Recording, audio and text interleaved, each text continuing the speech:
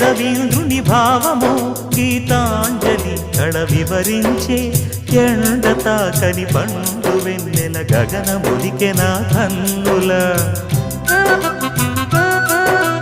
ఎంకి పాటల రాగమే గోదారి అలలపై నిదురించే మూగబోయిన రాగమాలిక ముసిరె నిపుడు నా గొంతున సంగీతమా